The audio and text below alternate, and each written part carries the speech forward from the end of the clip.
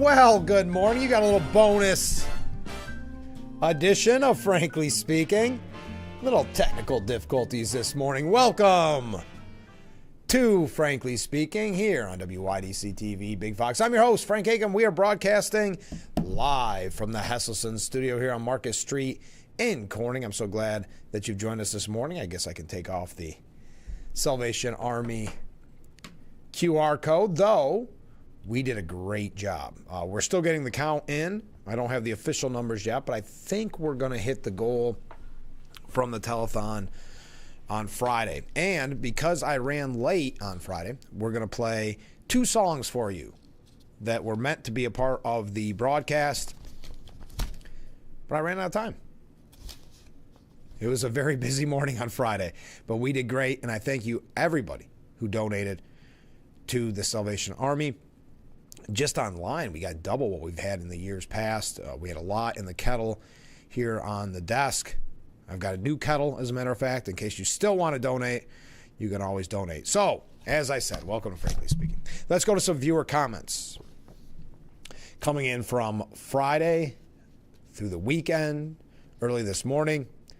Walls looked like a child who was caught with his hand in the cookie jar as he talked about the Somalian Medicaid fraud in his state. It appears, too, that Ohio has the same issue with similar Somalian perpetrators. No doubt New York State does, too. Same goes for most blue states, I would surmise. Comment from a different viewer. God bless President Trump. Amen. Comment from another viewer. Oh, from Rick. Rick writes in, hey, Trump, your favorite Garcia is free again. That's Abrego Garcia. We talked about that on Friday.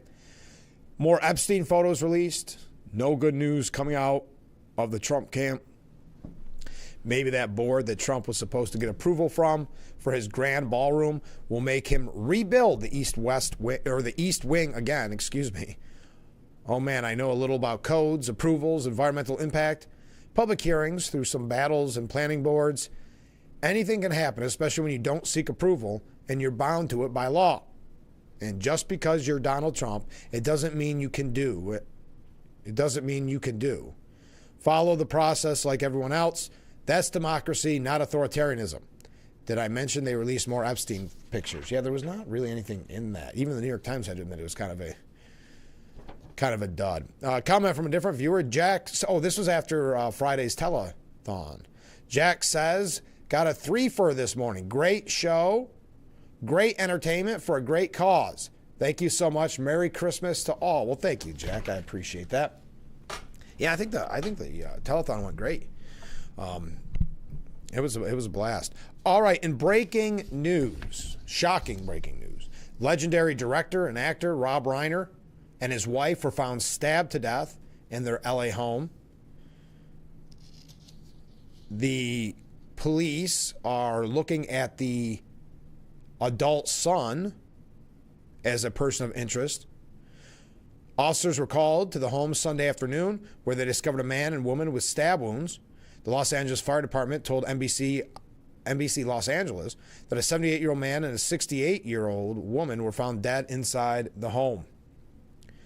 Post sources, the New York Post sources, confirmed the bodies discovered were the longtime couple who married in 1989. The couple's 32-year-old son and screenwriter Nick Reiner is a person of interest in the deadly stabbing, according to sources.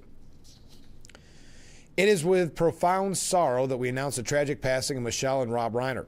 We are heartbroken by the sudden loss, and we ask for privacy during this unbelievably difficult time, Reiner's family said in a statement. Nick had been open about his issues battling drugs and homelessness in the past, saying, I was homeless in Maine, I was homeless in New Jersey, I was homeless in Texas. I spent nights on the street. I spent weeks on the streets. It was not fun, he told the Post back in 2016. Officers had the street blocked off in front of Reiner's house, and detectives could be seen going in and out of the residence. A Post reporter on the scene observed a man who identified himself as Rocco tell cops he was Reiner's assistant and offered assistance to access the home.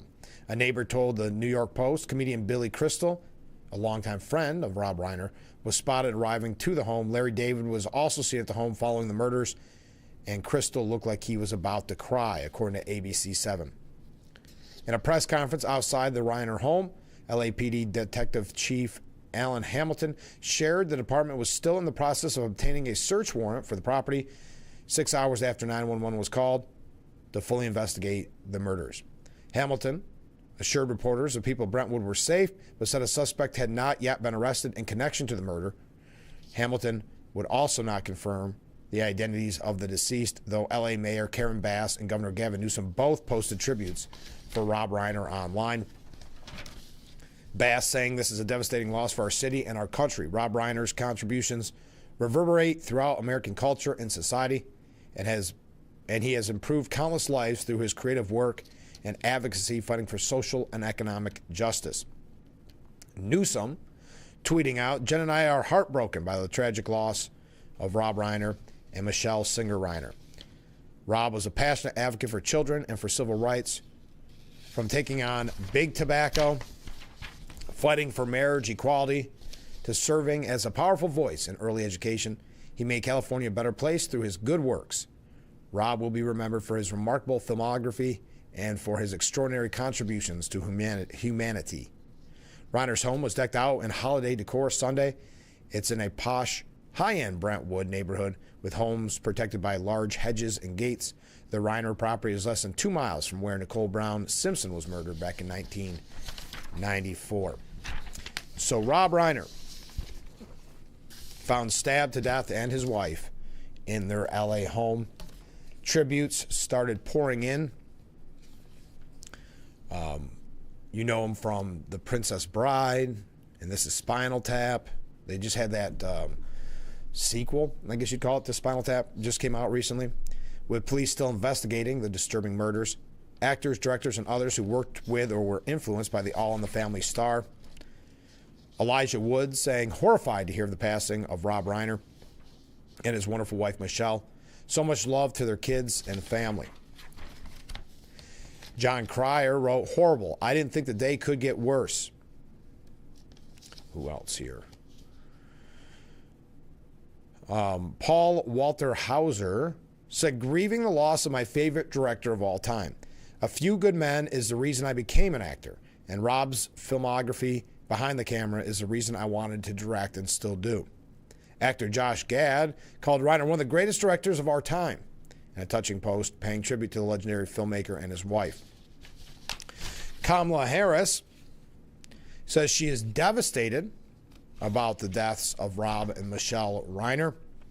Quote, Rob Reiner's work has impacted generations of Americans. The characters, dialogue, and visuals he brought to life in film and television are woven throughout our culture. Rob loved our country, cared deeply about the future of our nation, and fought for America's democracy. Rob and his wife Michelle loved each other very much. They were dear friends, and Doug and I are devastated to learn of their passing.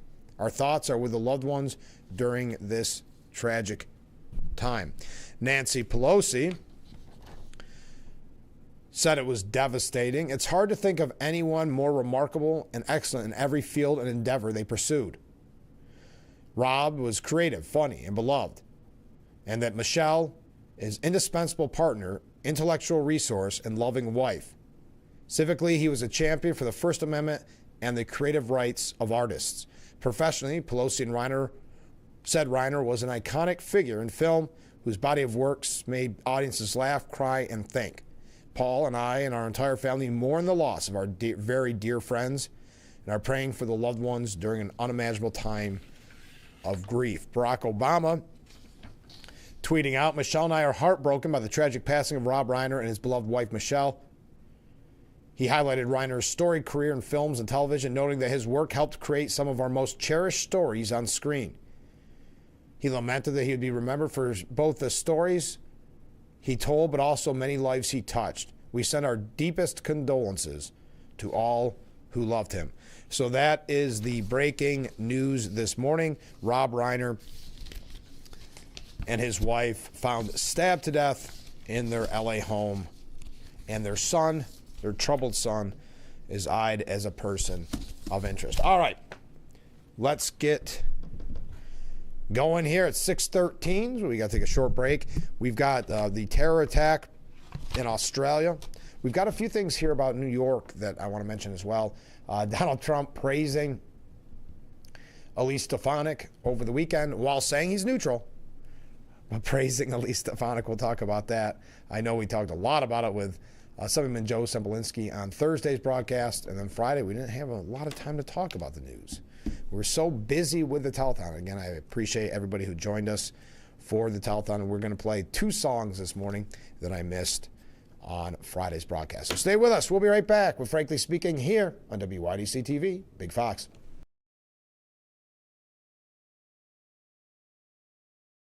What better way to start or end every day than relaxing in your very own Hesselson's hot tub? Massage therapy, relaxation, stress reliever, pain management, soothing muscles, or just spending time with a loved one. Hot water therapy really does make every day better. Hesselson's has been a part of this great community for over 70 years, still being locally owned and operated. So make the drive to Hesselson's and start making your path to a better life today. And after 70 years, it's still fun to poke in the corners at Hesselson's. When it comes to cleaning your house or business, Magic Rags Cleaning Service has you covered from ceiling to floor. With powerful steam cleaning and attention to detail, we have you covered for moving out cleans, move-in cleans, Airbnbs, or just keeping everything neat and tidy. We go above and beyond in our residential and commercial cleaning, and our professional crew makes sure that your house or business is always ready for company. Call our number or schedule an appointment on Yelp or Facebook today. You lather, rinse, moisturize, repeat, and repeat. But it never feels like enough. It's not your products.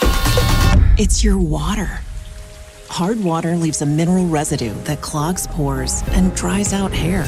Culligan water softeners remove damaging minerals, revitalizing brittle hair and dry skin. Upgrade your shower and skincare routine with Culligan, water you love. An Albany buffalo was born. Nearly 500 kilos of cocaine has been seized in a bus. Day 1 of the National Glider Competition. The free They Hear You mobile app and Screen for Success tool can help you turn everyday situations into opportunities to talk with your kids about alcohol and other drugs and identify if they need more support. Download the app today and keep your kids safe and healthy.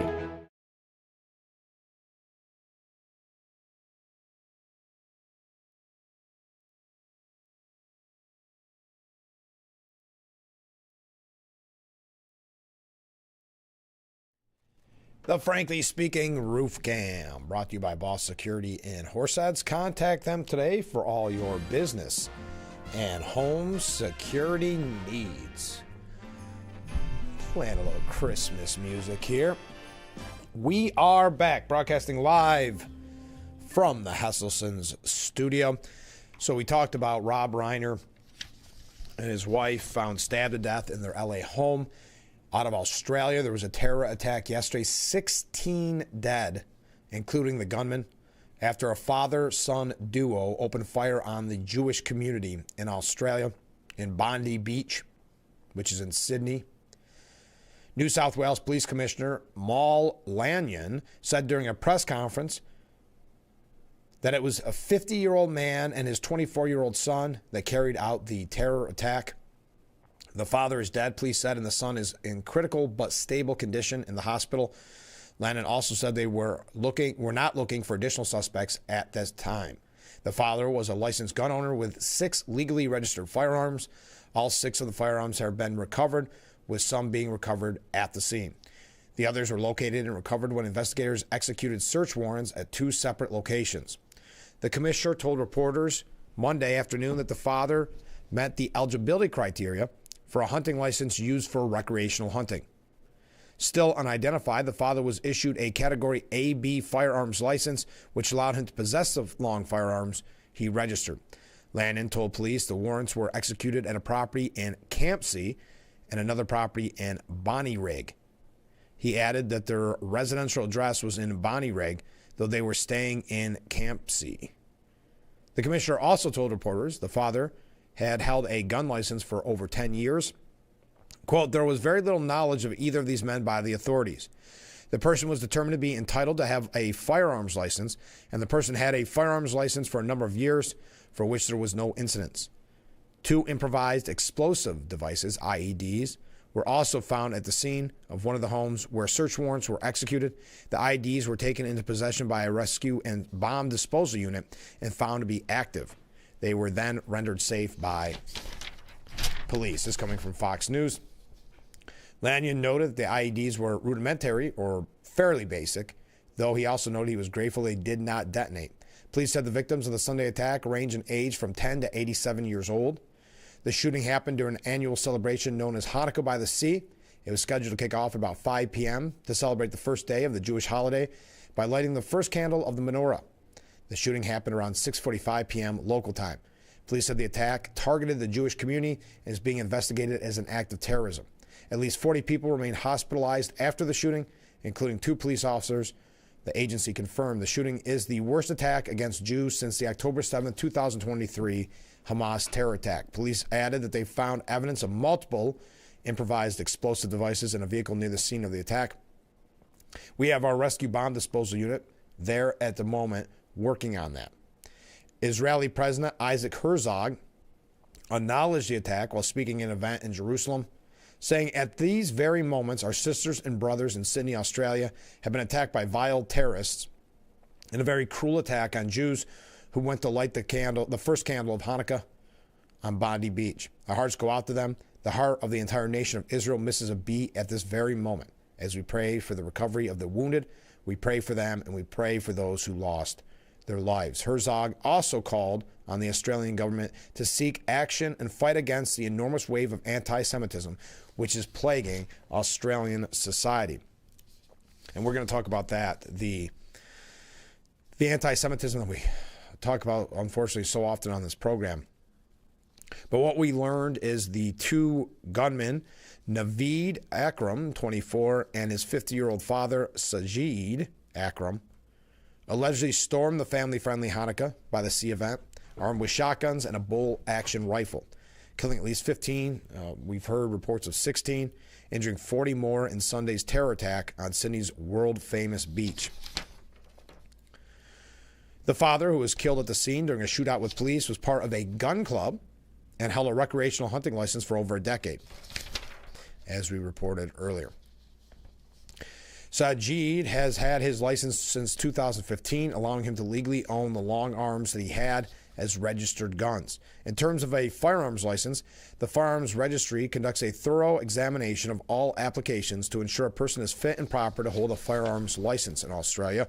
We are very much working through the background of both persons. At this stage, we know very little about them. The shooting erupted despite Australian cracking down on firearms following the 1996 mass shooting in Port Arthur, which left 35 dead and 24 wounded.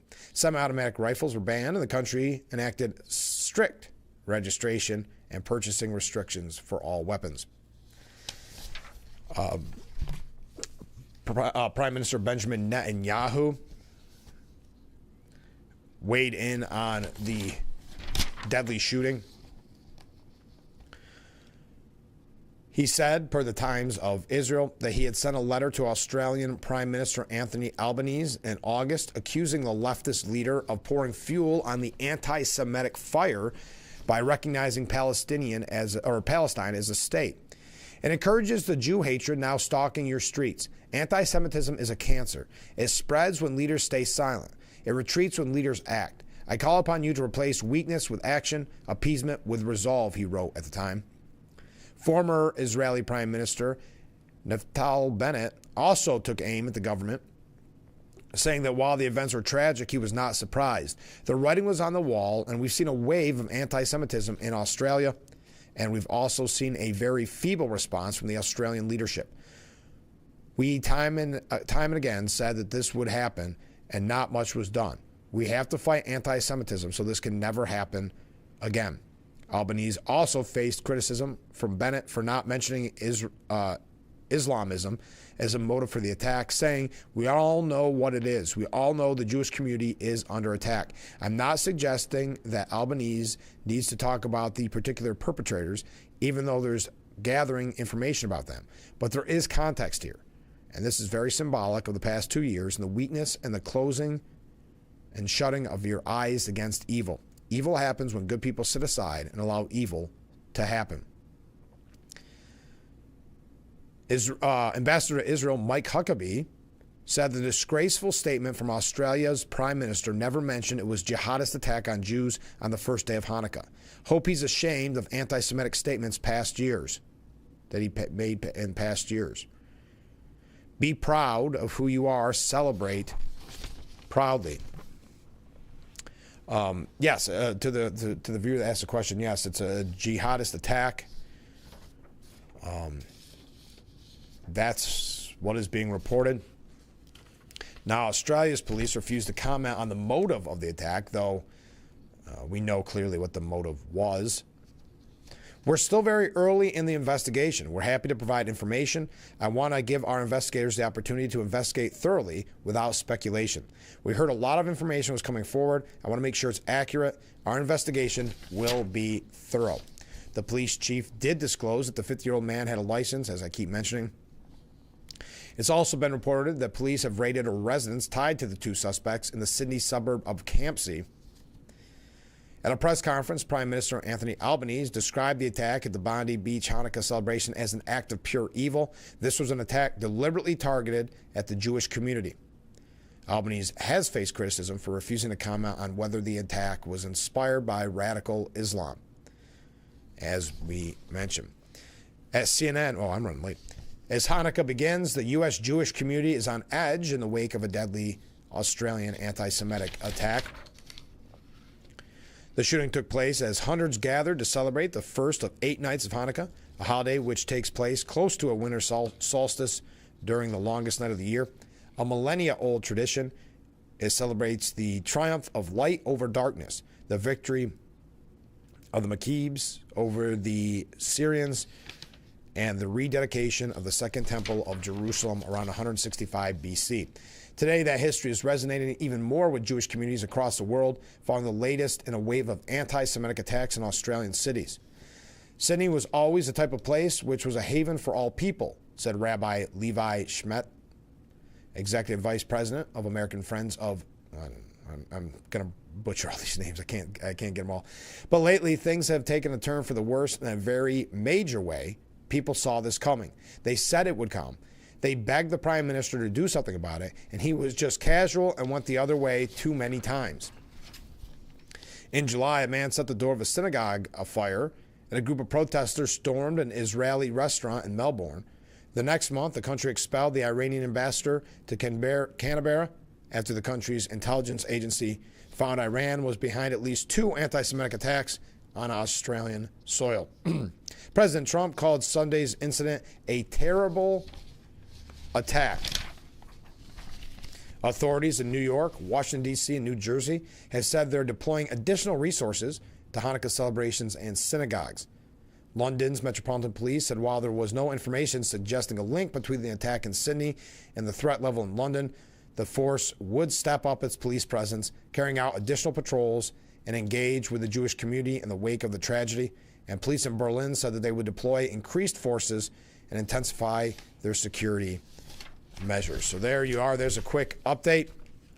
We've got more on this when we return. We're running just a tad bit late. Stay with us. This is Frankly Speaking.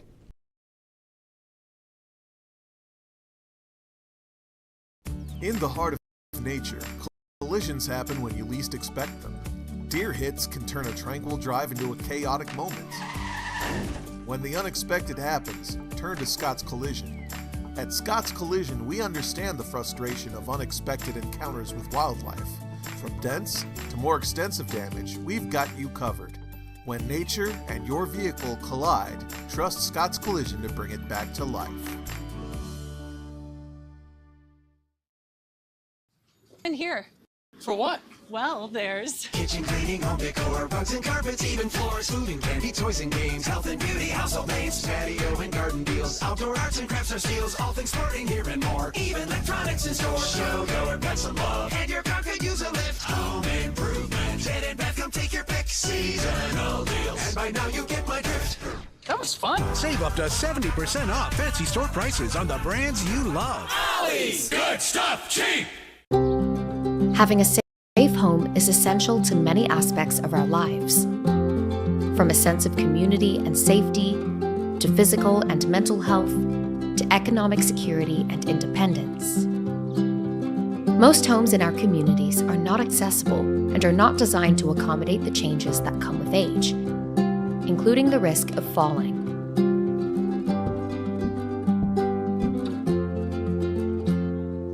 The Older Adults Home Modification Program helps reduce the risk of falls, improves safety, and increases accessibility and independence. Through this program, Rebuilding Together works with older adults to provide no-cost preventative home repairs so our neighbors can safely age in place in the homes and communities they love. To learn more, visit rebuildingtogether.org/safeathome.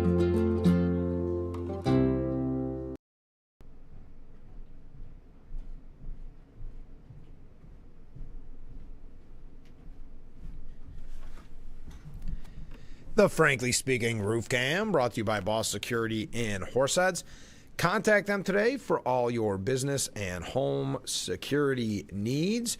We are back, broadcasting live from the Hesselson studio. As we said early at the top of the hour, legendary director and actor Rob Reiner and his wife were found stabbed to death in their L.A. home, and their son is eyed as a person of interest. Okay, we were talking about the terror attack in Australia.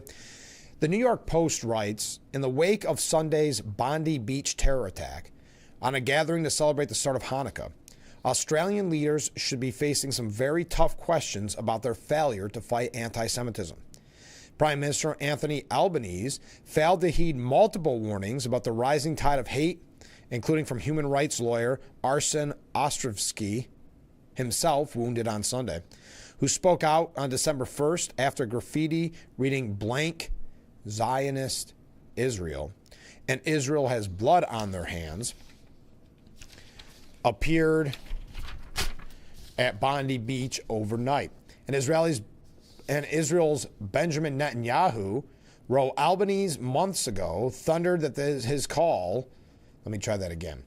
And Israel's Benjamin Netanyahu wrote Albanese months ago, thundering that his call to recognize a Palestinian state pours fuel on the anti-Semitic fire and emboldens those who menace Australian Jews and encourages the Jew hatred now stalking your streets.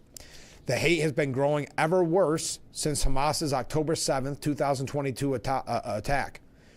Just 2 days after those terror attacks, well before Israel's counterattack began, a mob of roughly 1,000 rallied at the Sydney Opry House in support of Hamas.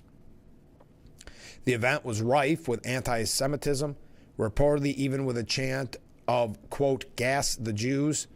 One speaker denounced Israel as a colonist state that will only be overcome by greater violence. And various Aussies have been delivering such violence ever since. Last December saw an arson attack on an Orthodox synagogue in Melbourne. January brought a Sydney synagogue to face with swastikas and 3 fire bombings in a single week. That same month, police found a trailer packed with explosives and a list of Jewish targets just southwest of Sydney. Anti-Semitic graffiti has grown common, as well as attacks on Jewish-owned shops.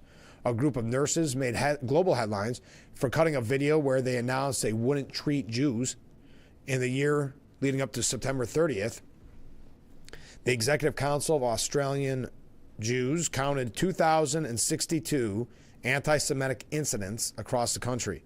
But somehow, the Aussie elite think Jews are the problem. Earlier this year, feminist activist Clementine Ford doxed some 600 members of a Jewish WhatsApp group, forcing many to move in the wake of death threats and vandalism against their homes and workplaces. In August, Albanese blamed Iran for the Melbourne synagogue burning and an attack on a Sydney kosher restaurant, and expelled Tehran's ambassador and 3 other diplomats. But Albanese, the next month, chose to pander, joining a pack of left-wing leaders of Western governments and announcing recognition of a Palestinian state, a stance that, as Netanyahu has warned, encouraged the Jew hatred now stalking your streets. Australia's Jewish community of about 120,000 certainly doesn't think Albanese's government has done enough to protect them. Arsen Ostrovsky has moved back into the country precisely to raise alarm about the rising threat. Indeed, authorities believe the shooters are Naveed Akram, 24, and his father, 50. Of them was apparently on a security service watch list. Yet that didn't prevent the duo from legally acquiring a stash of firearms despite Australia's strict gun control laws. Of course, Australia is far from alone. Saturday's deadly mass shooting at Brown University, which we're going to talk about a little bit later on, targeted the classroom of a Judaic studies professor. The only bright spot in all of this, shopkeeper Ahmed Almad, who disarmed one of the Bondi killers before being wounded by the other, a heroic feat that allowed police to swoop in and take down the shooters. Expect to hear a lot about him and very little about how badly Albanese failed Australia in the run-up to the Hanukkah horror. Now, on the first night of Hanukkah, where 2,000 Jews were gathered to light a menorah, Rabbi Eli Schlanger said the event was designed to fill Bondi with joy and light. Rabbi was murdered along with at least 10 others. We've heard the numbers up as high as 16. That should stop us cold. Jews were shot for celebrating Hanukkah. Australia can feel a world away from the Middle East, from Europe, from the centers of global conflict. But in many ways, Australia is a canary in the coal mine. This was not random. A public menorah lighting cannot be concealed. It was visible and unapologetically a Jewish event, and therefore it was targeted. The message was meant to travel far beyond Sydney for Jewish communities gathering worldwide to light their menorahs. Don't assemble, don't show up, don't shine. That was the message. Even as anti-Semitism surged, they refused to retreat from public Jewish life. Jews across the world are now asking themselves questions no one should have to ask in a free society. Is it safe to attend a public Jewish event, to be visibly Jewish this Hanukkah? This attack did not come out of nowhere. For years, segments of the mainstream media have recycled inflammatory talking points about Israel and the Jewish people, and this hate inevitably spills into the streets. Jewish communities warned governments repeatedly about the consequences of the incitement. They beseeched leaders to draw a clear line. Calls for violence against Jews do not constitute legitimate political expression. Those warnings were largely dismissed. We're going to talk a little bit more about this. I know I'm running late this morning. But this is Jonathan Harnoff. But he says the rest of the world should take note. The canary has already stopped singing. Is anyone willing to listen? We've got more on this when we come back. Stay with us. We'll be right back with Frankly Speaking after this. When it comes to cleaning your house or business, Magic Rags Cleaning Service has you covered from ceiling to floor. With powerful steam cleaning and attention to detail, we have you covered for moving out cleans, move-in cleans, Airbnbs, or just keeping everything neat and tidy. We go above and beyond in our residential and commercial cleaning, and our professional crew makes sure that your house or business is always ready for company. Call our number or schedule an appointment on Yelp or Facebook today. This is Jim from Famous Brands. We are ready for fall and loaded with all of your favorite brands. Great new deals are arriving every week. We have the largest selection of clothing and footwear in the Finger Lakes, all at below retail prices. Famous Brands, downtown Watkins Glen, where you're always looking good for less.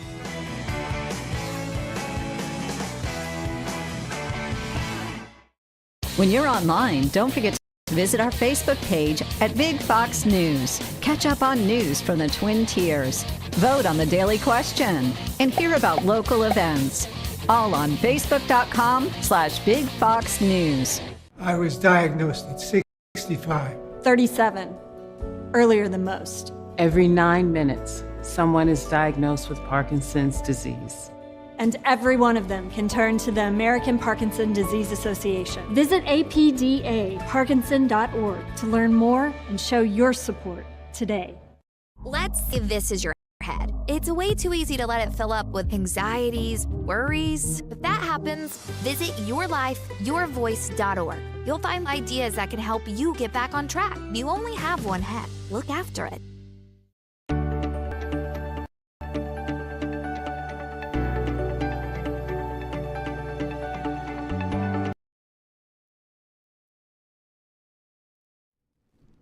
The Frankly Speaking Roof Cam, brought to you by Boss Security in Horseheads. Contact them today for all your business and home security needs. We are back, broadcasting live from the Hesselson studio here on Marcus Street in Corning. Having a couple of technical difficulties this morning. Okay, all right.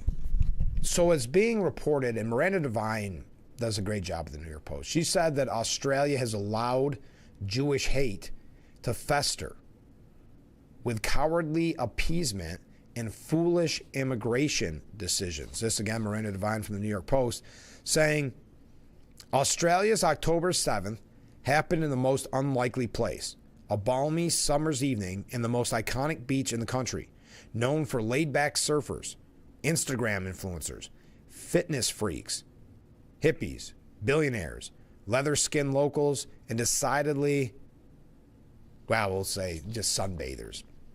Bondi Beach is a bustling inner suburban crescent of golden sand on the Pacific where $30 million houses nestle among 1960s blonde brick walk-ups crammed with Irish and British backpackers who sling cocktails and wait tables at the eateries along Campbell Parade. On Sunday, this slice of paradise became the latest battlefront on the anti-Jew bloodshed that has seized the world since Israel was attacked by Palestinian terrorists on October 7, 2023. And is also sickeningly, that's weird, predictable. Unchecked anti-Semitism, cowardly appeasement, lax policing, and foolish immigration decisions, half a century in gestation, have coalesced in the multicultural southwestern Sydney, an hour's drive from Bondi. Add to the mix strict gun control for law-abiding Australians, but not for the homegrown Islamist terrorists and gangbangers who only last month were shooting 50 rounds from an AK-47 at a house in the suburb of Casula, just 6 miles down Cow Pasture Road from Bonnyrigg, where the alleged gunman lived. It was a perfect cocktail for violence to erupt. In the 2 years since the Hamas attack on Israel, synagogues in Sydney have been firebombed, kosher restaurants vandalized, cars outside Jewish homes torched, and rancid anti-Semitic graffiti has become ubiquitous, along the Bondi Promenade. Kill Jews is the mantra, is the graffiti. Every weekend for at least 2 years, downtown Sydney is shut down by Palestinian protesters. In August, tens of thousands of people waving Palestinian flags and wearing now fashionable, I don't know how to say that, but keffiyehs, marched across the Sydney Harbor Bridge to demand Israel stop the genocide in Gaza. They were accompanied by the Sydney mayor, the former state premier, Labor members of parliament, and assorted local celebrities. The point was to badge a beloved Sydney icon with a hateful cause, just as they did to the beautiful Sydney Opera House on October 10th of 2023, when a mob waving Palestinian flags invaded a peaceful memorial service for the thousands of Jews murdered, raped, tortured, kidnapped, and traumatized by Hamas's terrorist attack on Israel days earlier. Interrupting their grief was the anti-Semitic hatred that has taken afoot in Australia. We saw exactly what globalized the intifada means in Bondi on Sunday.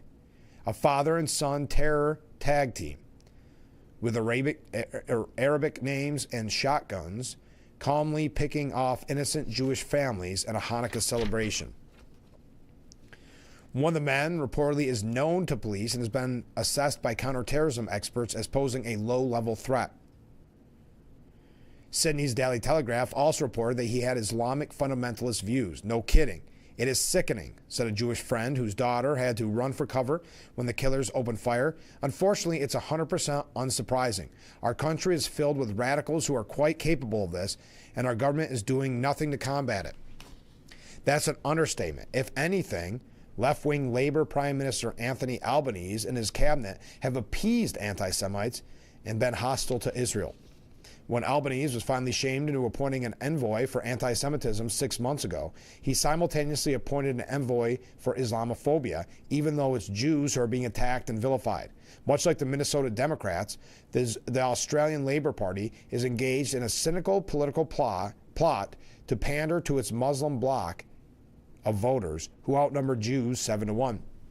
In September, Albanese flew off to the UN General Assembly and formally recognized Palestine as a state, joining the UK, Canada, and France. As Trump said at the time, the stunt only emboldened Hamas at a critical time and threatened to sabotage hostage release. Last year, during a Middle East diplomatic trip, Australian Foreign Minister Penny Wong visited Gaza but refused to visit the site of the October 7th massacre in Israel. Australia's Immigration Minister Tony Burke, who has been busy organizing visas for Gazans, was just busted having a secret meeting with officials to repatriate ISIS brides from Syria, asking them to make sure the media didn't find out. Burke represents the biggest Muslim electorate in the country in southwest Sydney, home to the notorious Lake Ma Mosque, where the senior imam once suggested women who don't wear hijabs are asking to be assaulted. I don't want to go through that exact quote. She continues, the few journalists who reported the truth are labeled Islamophobic and accused of lying about the facts to create a moral panic. Prosecutor Margaret Cunneen resisted the pressure to sanitize victims' accounts, and her reward was to be heckled as a racist by feminists at a conference on violence against women. But it was the last stand in Australia against the Islamophobia lie that social engineered around the world used to demean anyone who speaks honestly about the culture and religious fault lines in the migration-happy West that led to 9/11 and endless social disruptions. Fast forward another 2 decades, after record immigration and refugee resettlement placing daunting pressure on house prices and social integration, with cops frightened to offend Labor's favorite voting bloc and authorities condoning unrelenting anti-Semitism, what did they expect would happen?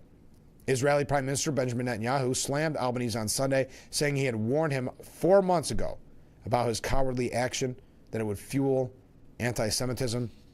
Albanese did not respond. His initial statement about the Bondi Beach massacre did not mention Jews or terrorism, but he must have realized his countrymen will no longer tolerate Islamist Jew hatred. In a later press conference, he described the massacre as an act of evil, anti-Semitism, terrorism. An attack on Jewish Australians is an attack on every Australian. It's a pity it took the carnage to wake him up. That's Miranda Devine. We got to take another break. We're going to talk a little bit more about this. Again, breaking news this morning. If you are just joining us, legendary director and actor Rob Reiner and his wife found stabbed to death in their LA home, and their son is being eyed as the person of interest. So we're covering all the news this morning. Stay with us. We've got some New York State updates. We've got a couple things here about the Democrat Party as well. So don't go anywhere. We'll be right back.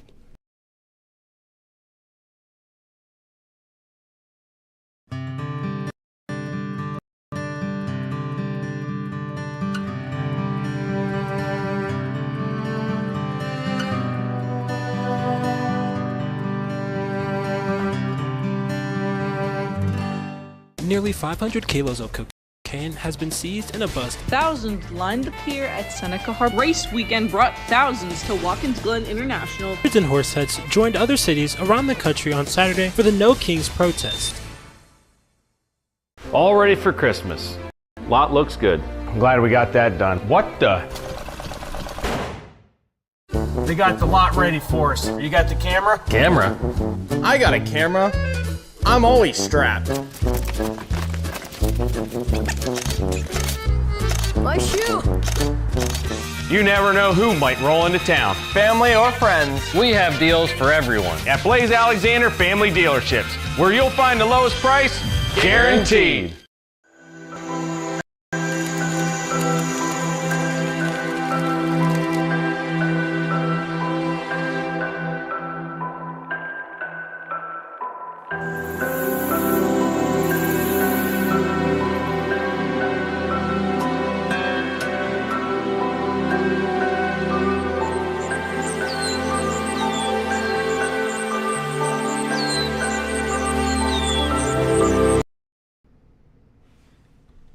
The Frankly Speaking Roof Cam, brought to you by Boss Security in Horseheads. Contact them today for all your business and home security needs. We are back, broadcasting live from the Hesselson studio here on Market Street in Corning. As I said, in the next hour, we're going to play a couple of songs that we missed on Friday's telethon. And again, I can't thank you enough for everyone who donated. We got a great response. Really happy with this year's telethon. So thank you so much for being a part of it. Thank you to everybody who donated. We'll tell you a little bit more about kind of what unfolded on Friday if you missed it in the next hour. But we're talking about the Bondi Beach shooting. According to Brendan O'Neill, it's official, nowhere is safe from the scourge of Jew hatred, not even Bondi Beach. On Sunday, that gorgeous stretch of land and sea in Sydney, Australia, was visited by the great evil of anti-Semitism. Its golden sand was stained red with the blood of men, women, and children who were slain for one reason and one reason only. They were Jews. 2 gunmen opened fire at a gathering of Jewish Australians who were celebrating the first day of Hanukkah.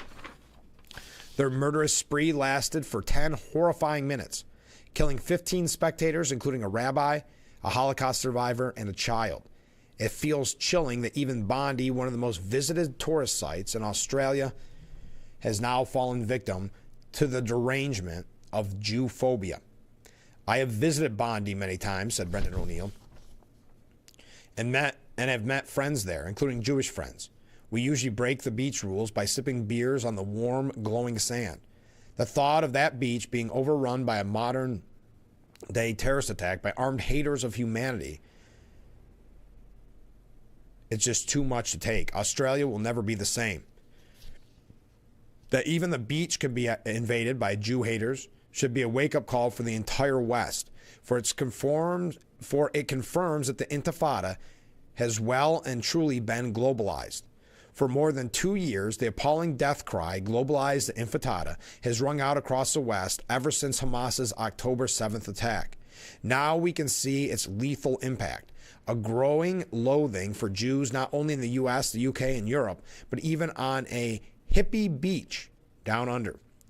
If you demand we globalize the Intifada, if you spent the past 2 years frothing at the mouth over the demonic Jewish state, then we don't want to hear a word from you about the atrocity of Bondi, because this is on you.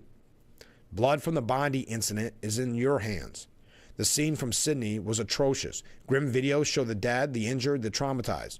We've seen selfies of people drenched in their own blood and photos of Jews hiding behind a lifeguard's buggy. Is anyone still buying? Let me take a step back. It was as if the barbarism of the 1930s Europe has been transported into 21st century Australia. But here's the thing. The act of savagery is shocking but not surprising. This is Brian, what did I say? Brendan O'Neill again. I was honored to give talks about anti-Semitism at synagogues in Sydney and Melbourne last year. Everyone I spoke to said the same thing. Something bad is coming. Anti-Semitism is getting worse, they said, and no one is listening to us. Australia, like the rest of the West, has been gripped by the mind fever of Islamophobia these past 2 years. Synagogues have been set on fire. Jewish schools has had graffiti. A mob gathered at the Sydney Opera House the day after the October 7th attacks and chanted blank the Jews. The hard truth is that the barbarism in Bondi has been a long time coming. The Israel haters always try to wash their hand of racist atrocities like the one at Bondi. We only hate Zionists, not Jews, they say. Is anyone still buying that? I'm not. Let us speak plainly. The fashionable and feverish hatred of the Jewish state has endangered the Jewish people. If you call the Jewish nation uniquely wicked, as a bloodthirsty entity, as a blight on humankind, then you have no right to be surprised when Jews get hit in the neck. If you say globalize the Intifada, knowing full well that Intifada means Hamas-style violence against Jews, then you must accept your share of the responsibility for the return of Jew hatred. And if, like Zoran Mamdani, you fail to condemn that hateful wail, then please keep your opinions about Bondi to yourself. Your displays of sorrow are utterly worthless. If you cared about the Jews, you would have listened to them when they said that the Israel-phobic mania was making their lives harder and harder. The Bondi attack confirms that not 1 inch of the Western world is safe from the Islamist threat and the crisis of civilization. If this horror doesn't open your eyes, nothing will. All right, we're going to move along. Again, breaking news this morning, legendary director Rob Reiner and his wife were found stabbed to death in their LA home, and their son is eyed as a person of interest. We're going to talk about the Brown University shooting. When we come back, we do have some New York State updates. We've got some Trump updates, so stay with us. We'll be right back.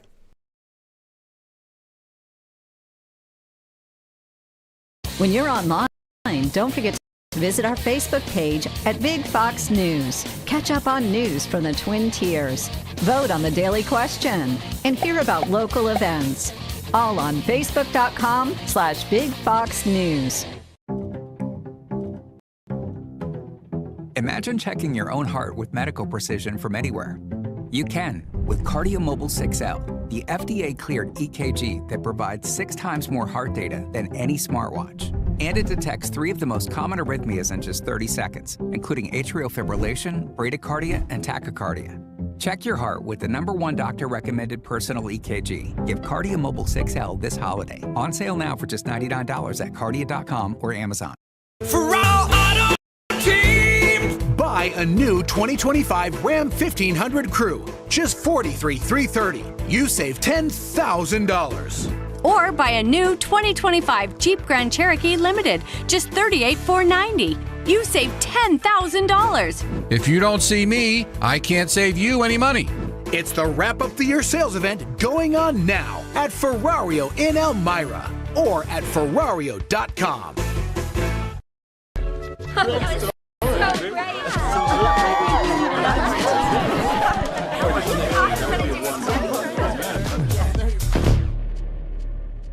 Alcoholics Anonymous. For more information.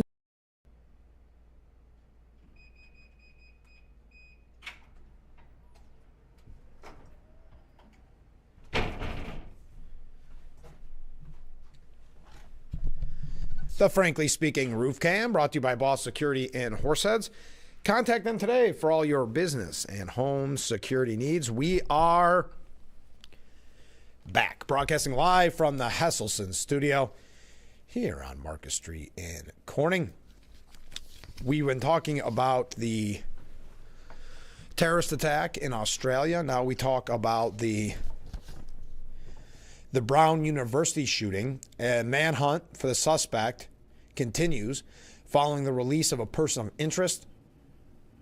Authorities must now go back over all the evidence, start from square one. No investigation is perfect, and you're going to go through ups and downs, said CNN law enforcement analyst and former FBI special agent Steve Moore. Moore said part of the solution now was to restart the investigation because whatever led authorities to the person was obviously an error. So you pretty much have to throw out, not the evidence, but the conclusion from the evidence. And you start basically as if you're seeing the evidence for the first time and say, where should this lead us? Moore said it's encouraging, however, that the shooter has not launched another attack, and this should assure the community that there is no immediate threat.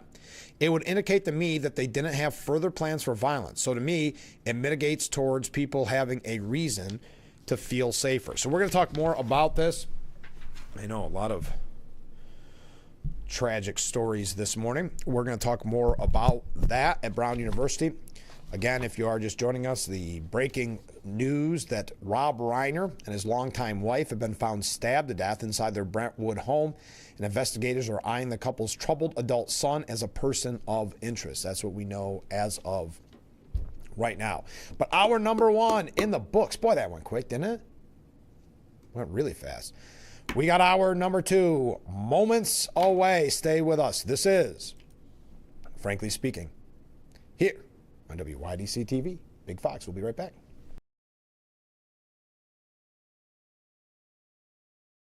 Your tap water is delicious. I know, right? It's this Culligan Smart drinking water system. What do you think is going on in there?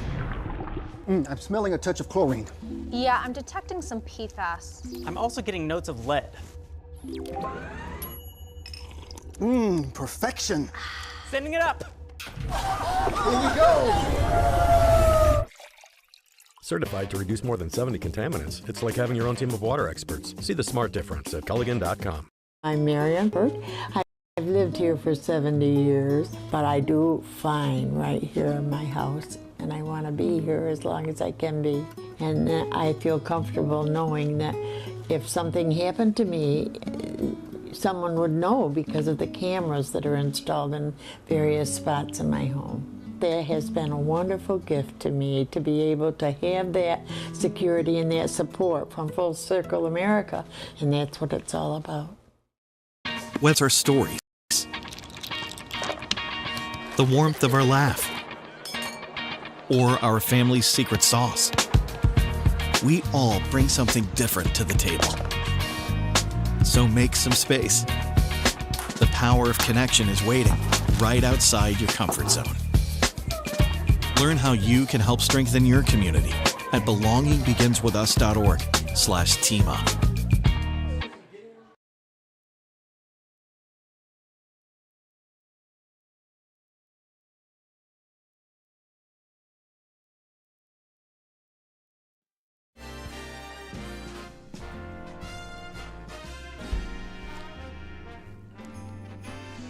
Welcome to hour number 2 here on Frankly Speaking on WYDC TV Big Fox. I'm your host, Frank Acom. We are broadcasting live from the Hesselson studio.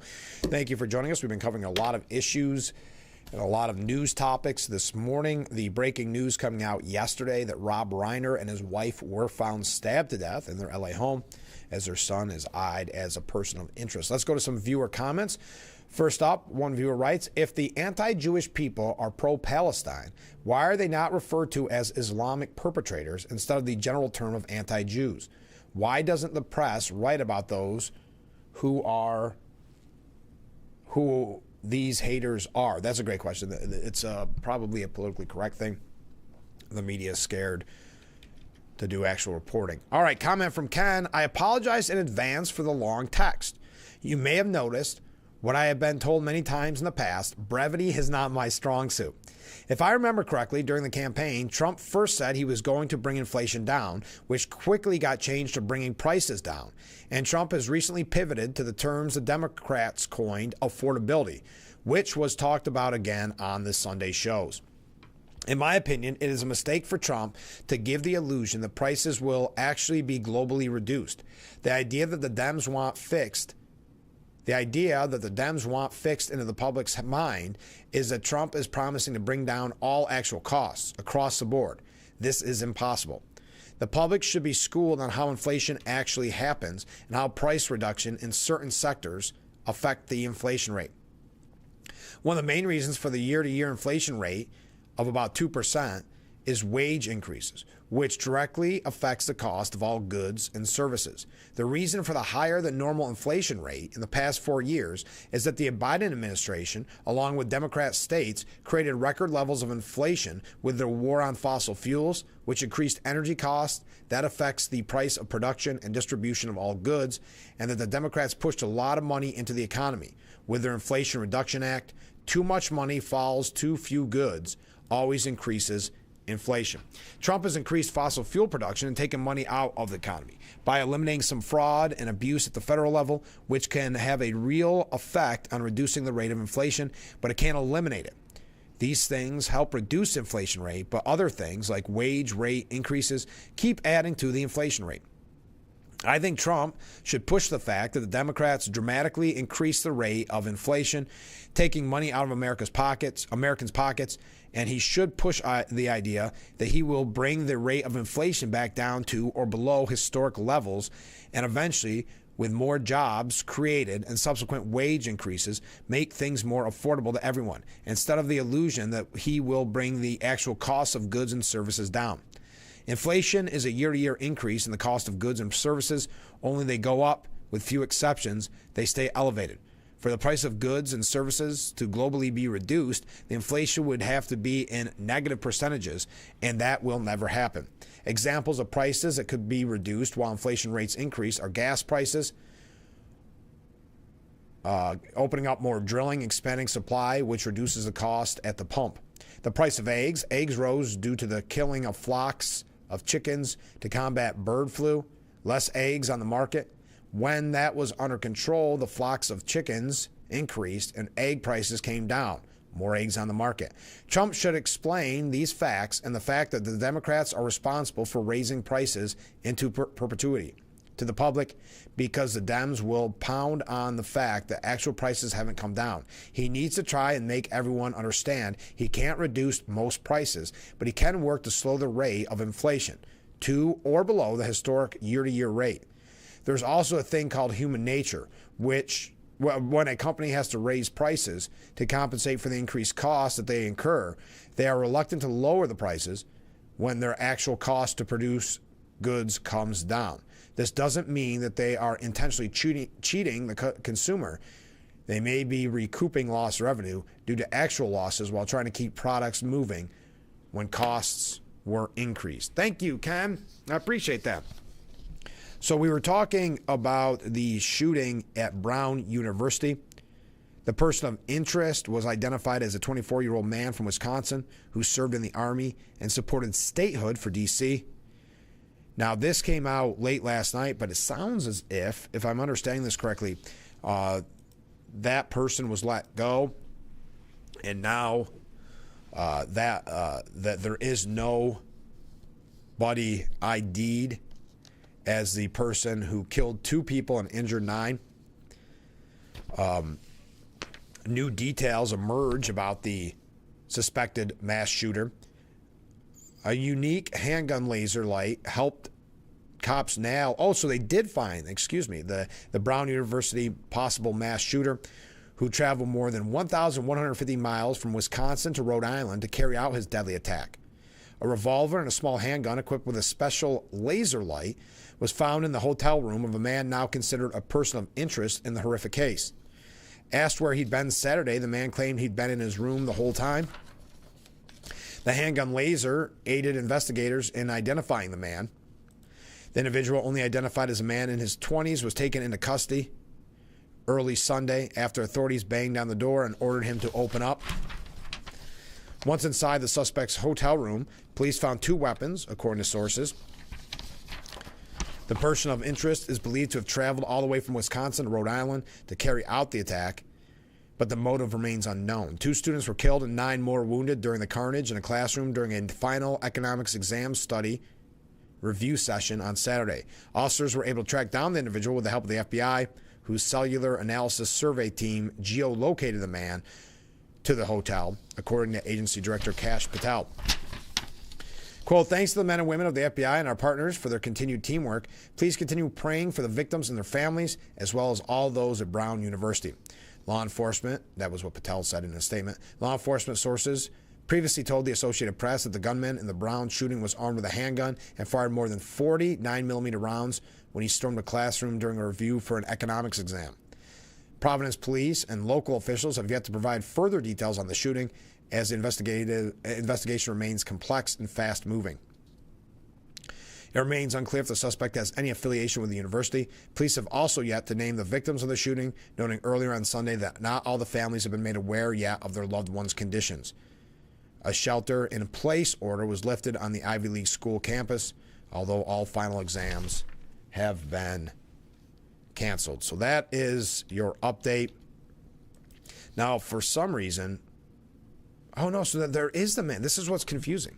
It's been back and forth. The manhunt, now we're getting an update at about 15 minutes ago. The manhunt continues into a 3rd day into the deadly mass shooting at Brown University after a person of interest detained in connection with the attack was released. Providence, Rhode Island Mayor Brett Smiley said evidence now points in a different direction. State Attorney General Peter Naroa said without offering details. The shooting left 2 students dead and 9 others injured at the Ivy League school, where classes and exams have been canceled. At a Sunday vigil in the nearby park, the mayor urged residents to come together and shine a little bit of light. The carnage followed at least... enough with that. Well, Senator Chris Murphy, Democrat from Connecticut, said the Brown University shooting was a result of President Donald Trump's dizzying campaign to increase violence in the country. If you look at states like Connecticut, Rhode Island, Massachusetts, California, they have stronger laws. We have gun violence rates, murder rates, mass shooting rates that are 2 to 3 to 4 times lower than states that have loose gun laws. And many of the weapons that are used in our states for gun crimes come to our states from those states that have an ability for criminals and people with serious mental illness to buy weapons. So what we know is that stronger laws do work. Since we passed that bill in 2022, the first bill in 30 years that strengthens the nation's gun laws, gun violence rates and mass shooting rates have come down in this country. But this is not shocking because over the last year, President Trump has been engaged in a dizzying campaign to increase violence in this country. He is restoring gun rights to felons and people who have lost their ability to buy guns. He eliminated the White House Office of Gun Violence Protection, and he has stopped funding mental health grants and community anti-gun violence grants that Republicans and Democrats supported in that 2022 bill. So he's been engaged in a pretty deliberate campaign to try to make violence more likely in this country. I think you're unfortunately going to see the results of that on the streets of America. Now, Dana Bash said that's a pretty big statement. He's campaigning to make violence more likely. Again, Senator Chris Murphy said, of course, I mean, he's knowingly restoring gun rights to dangerous people. He is cutting off grants that have bipartisan support to try to interrupt violence in our cities or to try to get necessary mental health resources to families and children in need. The evidence tells you that when you stop funding mental health, when you stop funding community anti-gun violence programs, when you give gun rights back to dangerous people, you are going to have an increase in violence. That is knowable and that is foreseeable. So the shooting at Brown University is Trump's fault, according to Senator Chris Murphy. Now, we've got more to talk about than just these tragic events, one in Australia, one in Sydney. We talked about Rob Reiner and his wife found stabbed to death in their home as their son is eyed as a person of interest. I do have, and it's not just weekly anymore, it's nearly daily, an article about Trump's decline. Yes, deja vu. Trump accused of economic denial and physical decline. An aging president faces poor poll numbers and suspicions about his health, but insists that America is thriving. Joe Biden? No, it's Donald Trump. The Republican back in power for nearly a year continues to compare himself to his predecessor. Biden would be senile while Trump brims with energy. The Democrat would have driven the country into bankruptcy, but the Republican presides over an economic golden age, so Trump says. At a Pennsylvania rally on Tuesday, Trump uttered his rival's name more than 20 times. Yet for the past few weeks, a strong sense of deja vu has colored the billionaire's presidency. Some of his statements, in the unabashed style that is his hallmark, echoes remarks made by Biden. Quote, America has the best economy in the world, the Democrat president declared back in April of 2024, a statement running counter to voters' perceptions. The U.S. economy deserves an A+++, Trump declared in an interview with Politico published on Tuesday. He repeated the prices are falling, even though Americans still complain about the high cost of living. Quote, there will always be a portion of his supporters that are going to be with him regardless. If he says the sky is not blue, then they will agree that the sky is not blue, said Alex Kina, a political science professor at Virginia Commonwealth University. But that's not the majority of the American public. At the end of the day, people will go out and they will buy things, and their experience are undeniable. Wouldn't this have been interesting to have this kind of article written when Biden was in office? This is why the media has lost so much credibility, because they are pointing to Trump in ways that they did not with Joe Biden. Of course, you did not see an article talking about how bad the economy was. Actually, Don Lemon, who I believe it was still CNN at the time, mocked and ridiculed people who were saying that prices and things were so unaffordable. And he mocked and ridiculed them, saying, no, look at this study by some bureaucrat. But of course, this is an article you would have never seen during the Biden administration until, of course, the debate forced their hand.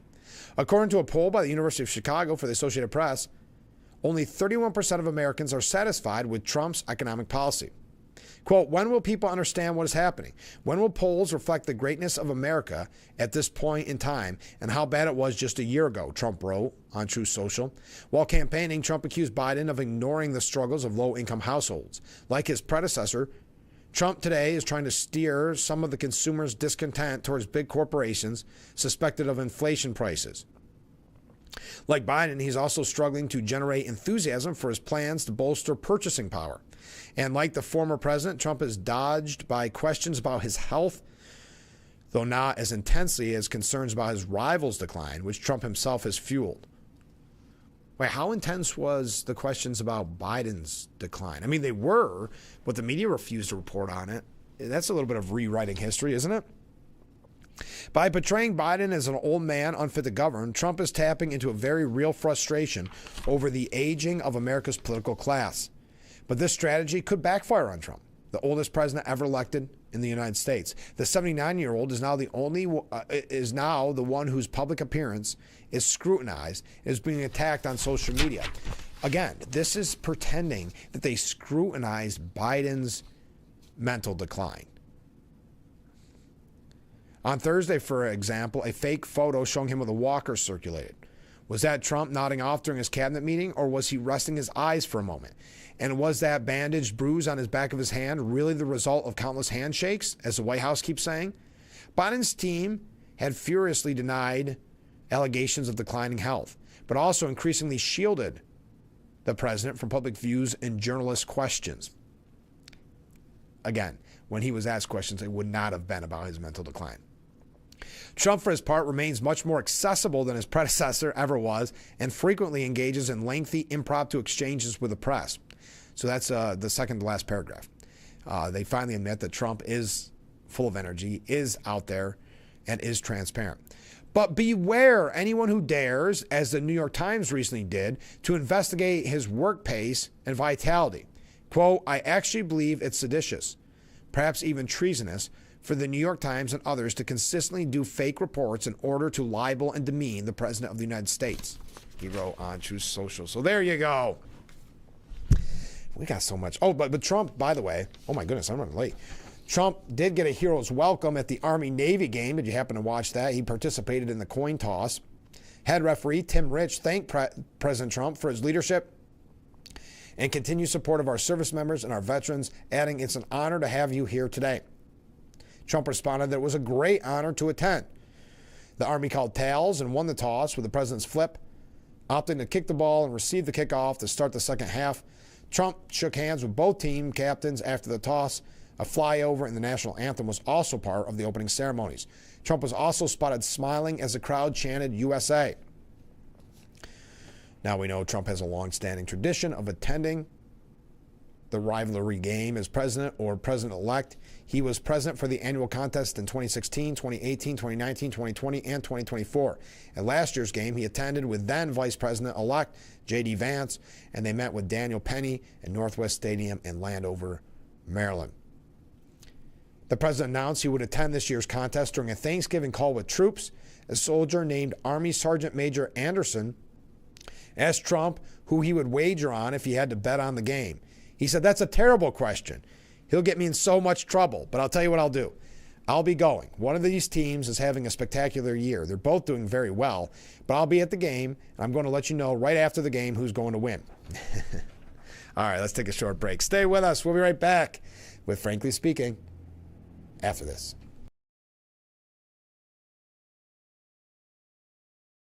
This is a Sue the Collector Consumer Alert. Hi, my name is Jared Johnson with SueTheCollector.com. Did you know that repossessions are on the rise in America? If your car, truck, or motorcycle has been repossessed by an agent that broke a lock, assaulted you, or trespassed on your private property, you have rights. Call us for a free case review at 1-877-BAD-REPO.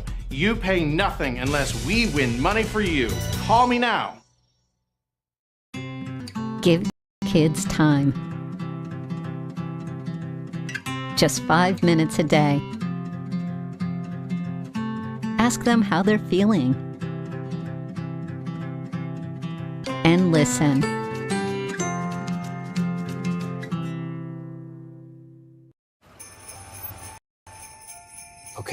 There's a signal.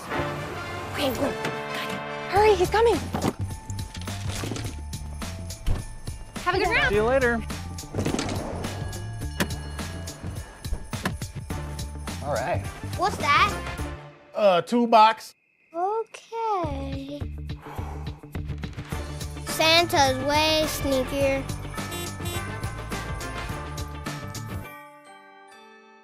You make everything harder. You're a pest. Nobody wants you, nobody likes you. You are just full of raising questions and never having an answer. If I can face MS, I can face anything. A cure for me would be to go back to where I was. A cure would stop you dead in your tracks. And when we get you, it's going to be a great day. It ends here. MS ends with us.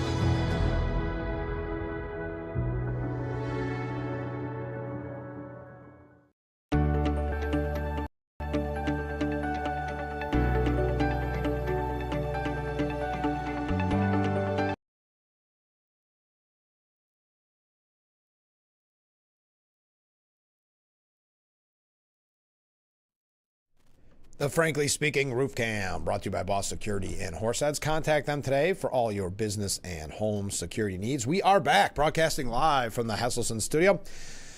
Mark writes in, good morning, Frank. Well, good morning, Mark. I see there is an AI clip with Trump with a walker. But before it was concluded that it was a AI clip, the media had a field day with it. Yeah, I mean, the media, and their argument is, well, you were critical that we didn't report enough on Biden's decline, so now we're going to over-scrutinize Trump. That is the argument. Comment, well, I can't read them live on the air. We'll get to the question or your comments here in just a little bit. Did you see Marjorie Taylor Greene is returning to The View just days after leaving Congress? This coming out yesterday. Representative Marjorie Taylor Greene is continuing her media tour with a return to The View. The ABC daytime talk show announced Friday that Greene is scheduled to appear on January 7th, just 2 days after Greene leaves Congress.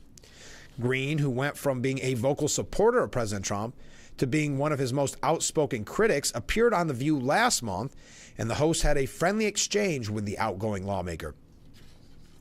Greene said, I want to say that I think all of us here are doing a great job of exchanging our ideas and thinking that we believe in, and we're doing it in a very professional and kind way. And in my opinion, I think we need more of that in America. I really do.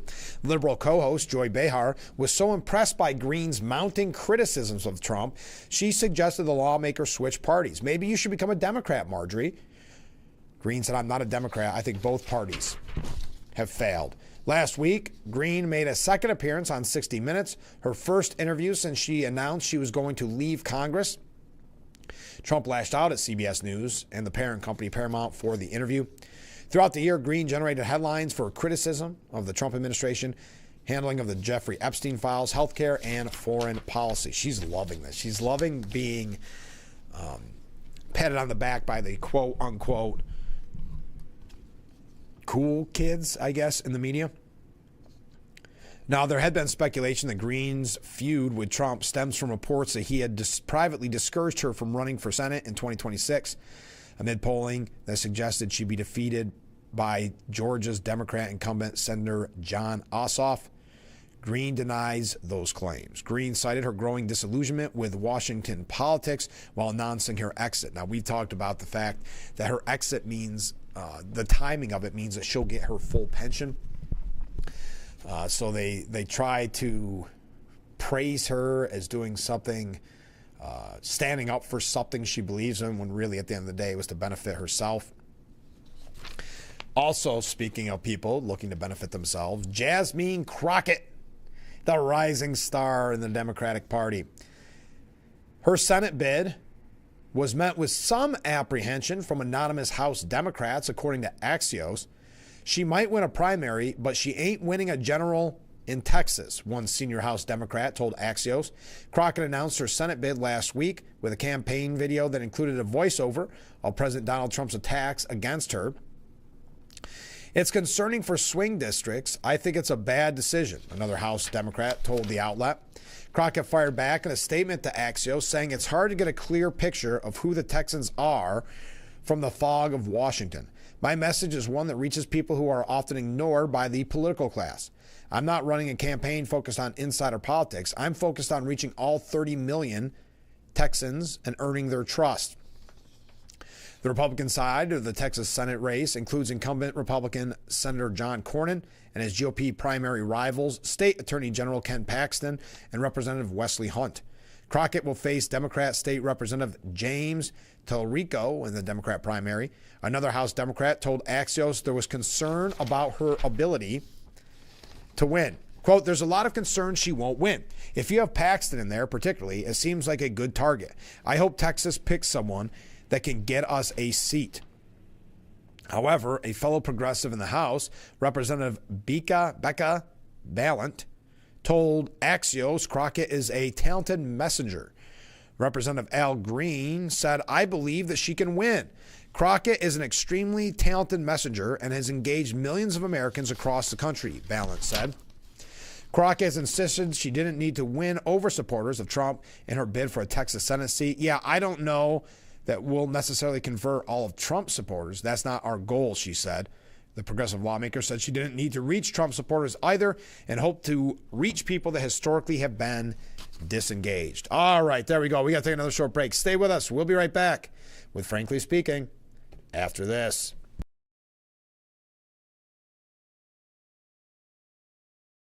Ready for a stunning transformation? At Croft Lumber, our experienced designers specialize in remarkable kitchen and bath transformations, starting with exceptional cabinetry. Explore our large showroom and find the perfect cabinets to elevate your space, no matter your style or budget. Do you need to update your countertop? We have granite, quartz, and laminate countertop options. Count on Croft Lumber for appliances from GE, Whirlpool, and more. Reimagine your home with Croft Lumber's kitchen, bath, and appliance departments. Visit us online at croftlumber.com. After the accident, people told me I needed to slow down. I told them, I don't know how.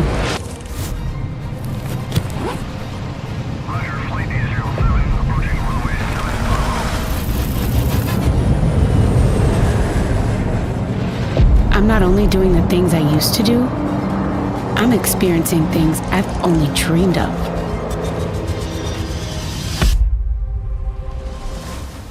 I have my freedom back.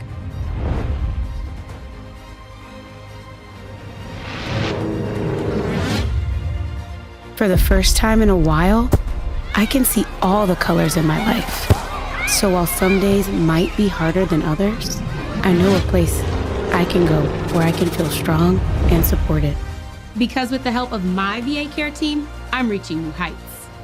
Take your healthcare career to new heights. Learn more at vacareers.va.gov/PSA. There have always been a few ready to fight and win. Since 1775, these few have been Marines, and they come from across this land to defend the future of our nation. This year, our Corps celebrates 250 years, and Marines are proud to serve this country, each other, and all that is still to come for America.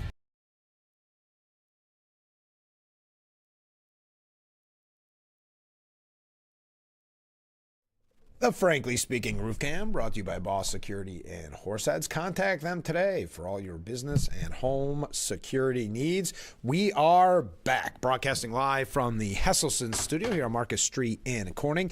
If you are just joining us, the breaking story from overnight: Rob Reiner, director, actor, and his wife found stabbed to death in their LA home, and their son is being eyed as a person of interest. Let's go to some viewer comments. I'm compelled to address the idea that President Trump is promoting violence. And that's what Senator Chris Murphy was trying to suggest. The Dems' revolving door that releases violent criminals back on the street is not responsible for violence.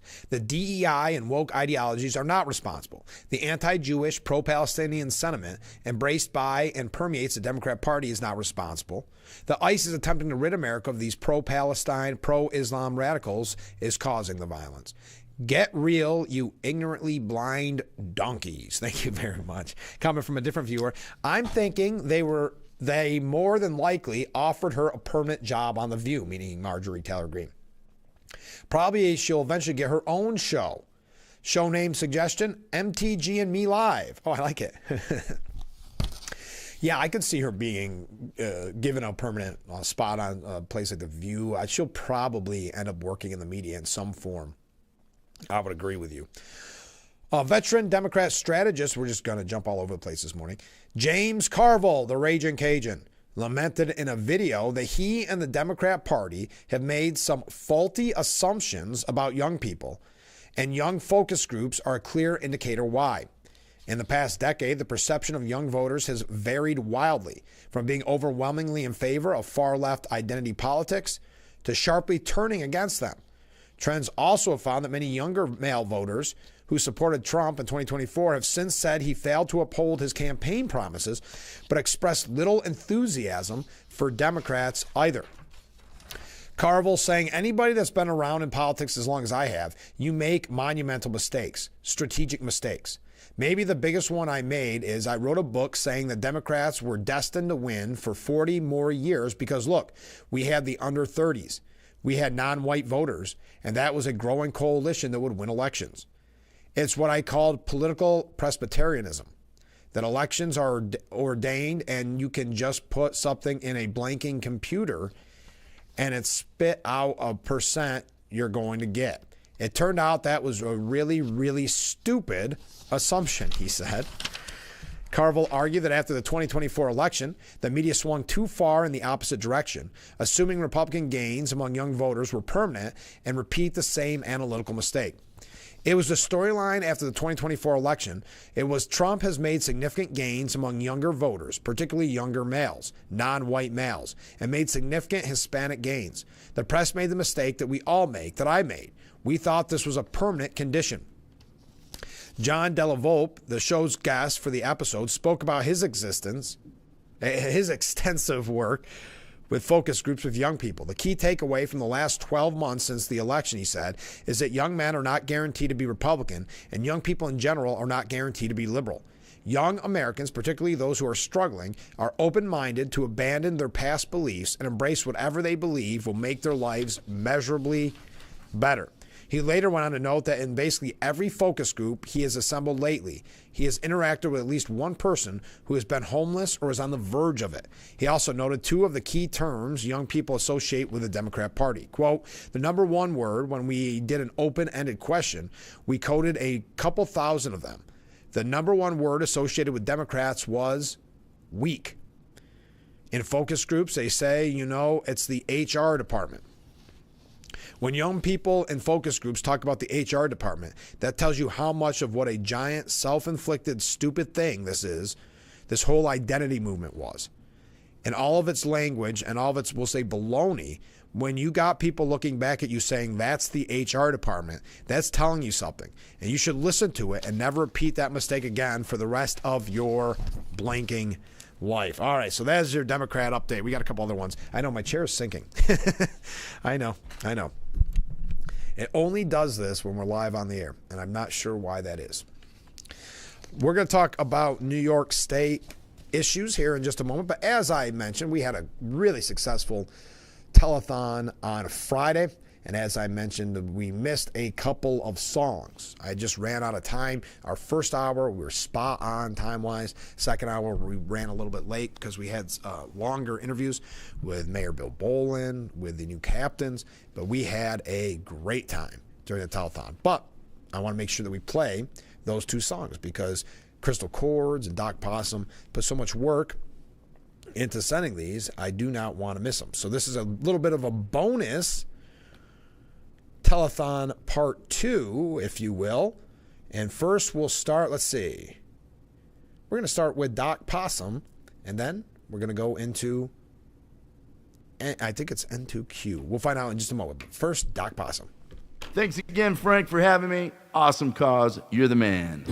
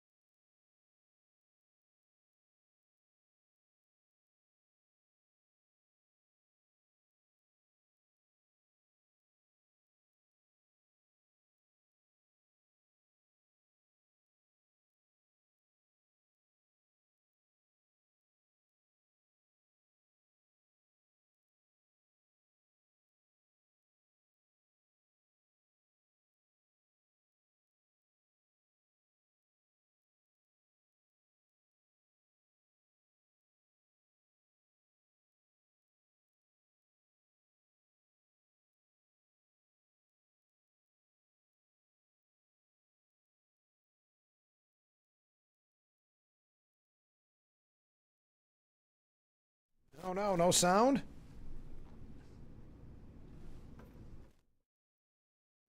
Huh. Well, I guess it's a good thing we didn't play that on Friday's broadcast, huh? I'll have to look at it and see if I can fix that. I want to make sure that we play that. My apologies. That's weird. But we are going to take a short break. Then when we come back, this is one that I heard from a lot of viewers. They were upset that I didn't play this on Friday's broadcast. It's N2Q with Mary Did You Know? My intention was to end the broadcast with that, and we've played that every year. Again, I just ran out of time, so I apologize. Oh, put some tape on, even better, a hose clamp on the cylinder of that chair. It won't sink anymore. Well, thank you. Thank you for the tip. It is really strange. I sit in this chair all day, and it only ever starts to go down during the live broadcast. It's very strange. Okay, let's take a short break. We'll be right back with Frankly Speaking here on WYDC TV, Big Fox.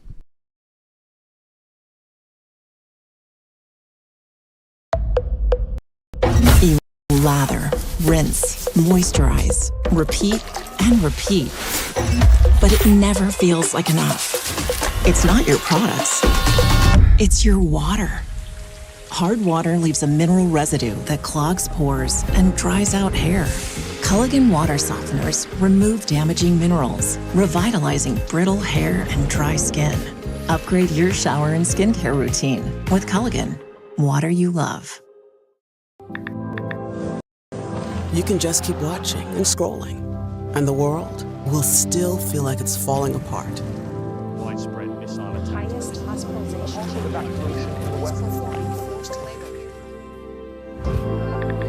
Or you can take action by joining a movement that's creating real and lasting change instead. Partnering with communities around the globe to help uproot poverty and plant seeds of hope for a brighter tomorrow.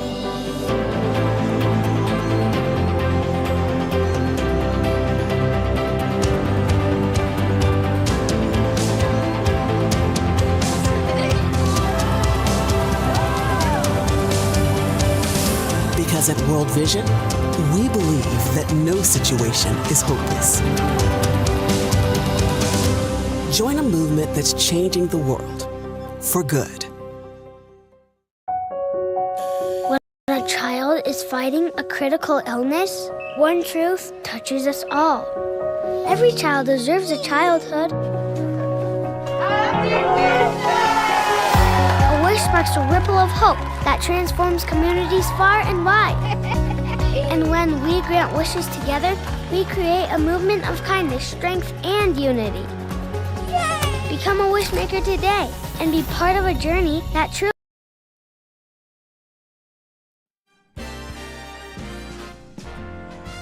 The Frankly Speaking Roof Cam brought to you by Boss Security in Horseheads. Contact them today for all your business and home security needs. As I mentioned, one of the fan favorites, N2Q, and their rendition of Mary Did You Know?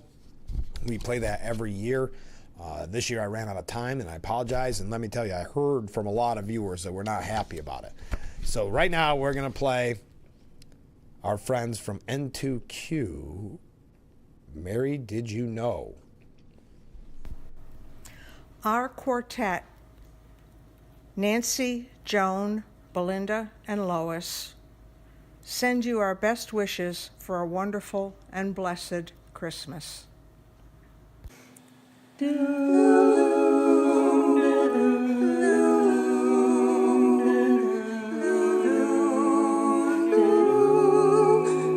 did you know your baby boy will one day walk on water? Mary, did you know your baby boy will save our sons and daughters?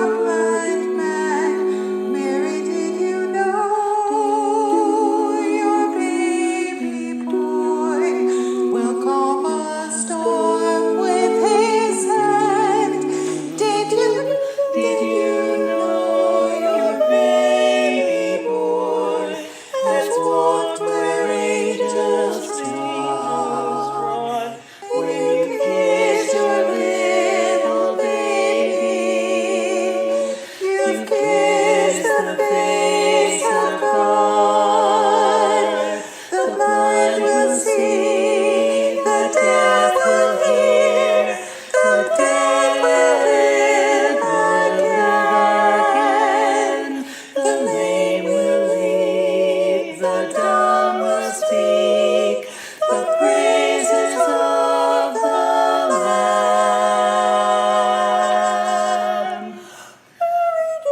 Did you know? Mary, did you know?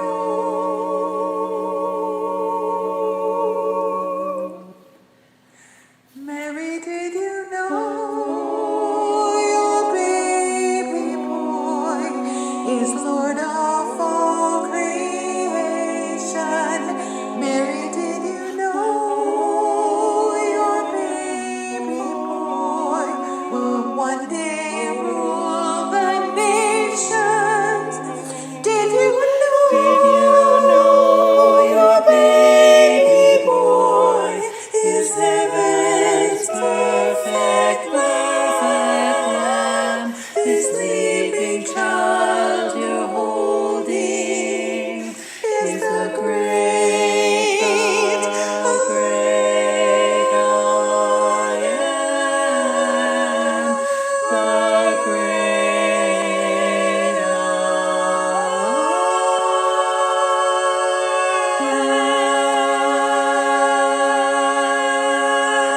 am. Thank you to N2Q. I know. Now everybody can be happy. I played it. I ran out of time on Friday's telethon, so we wanted to make sure that we played that yearly tradition of Mary Did You Know. Okay, let's go to a comment. Ken writes in 1858, Abraham Lincoln warned the country on the one thing that could destroy it from within. He said, a house divided against itself cannot stand. Unfortunately, the Dems have decided that the way to get and retain power and ultimately wealth is to divide the country along as many radical social and political lines as possible.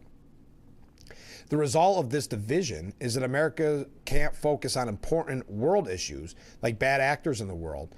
They want to damage America out of their jealousy for what we can achieve. It reminds me of a Horseheads Bath football game in 1972. When each side was chanting to the other side, quote, the other side will say stinks. When the game ended in a tie, both sides of the bleachers met in the middle of the field and a huge fight took place. I fear that the Dems are bringing our country to this type of a conclusion. Thank you, Ken. I appreciate that. Now, at the New York State level, the White House is denying that President Trump's gushing remarks about a Representative Elise Stefanik are a new move toward a primary endorsement.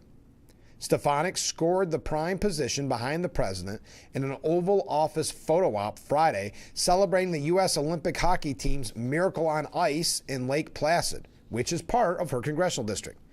The Congresswoman was positioned just behind the president, standing out among a group of cowboy hat-wearing former college athletes who pulled off the ultimate upset against the Soviet Olympic team back in 1980. Trump talked up Stefanik and mentioned her race against Nassau County Executive Bruce Blakeman, which, by the way, if you didn't get an opportunity to see former congressman, current assemblyman, and current chair of the Republican Party in Steuben County, Joe Sempolinski, that is up on YouTube. It's also up on our website, WYDCTV.com. We had quite an in-depth conversation about Blakeman and his run. But they said that what almost sounded like an endorsement from Trump tipped the scales a tad against the Trump friend who launched his own campaign just 4 days earlier. Everybody knows Elise. She's doing phenomenally well, and she's running for a little position called governor of New York. She's got a heck of a shot at it. It's all I can see. She's got a little competition with a very good Republican, but she's a great Republican. He thinks highly of her, a senior White House official told the Post afterwards, while denying it signified a new primary position. If he didn't think highly of her, he wouldn't have nominated her to be ambassador to the UN. She was very helpful during the campaign.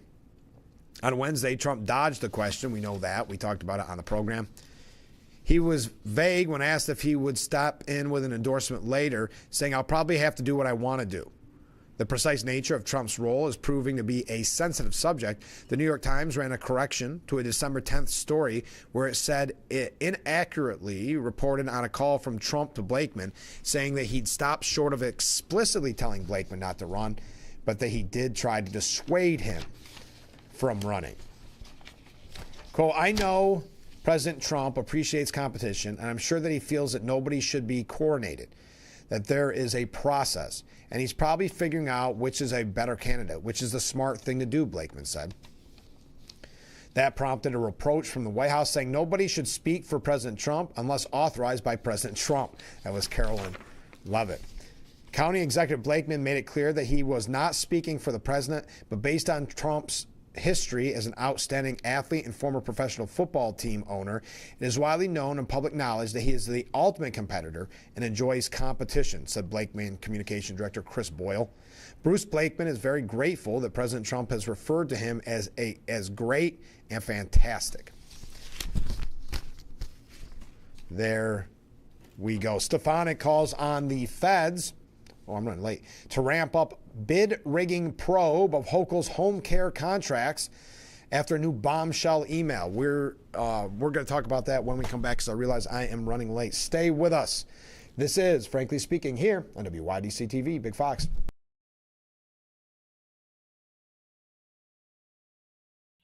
Wrongful death after a motor vehicle crash, the words say it all, but do not begin to capture the anguish, the suffering, and the loss.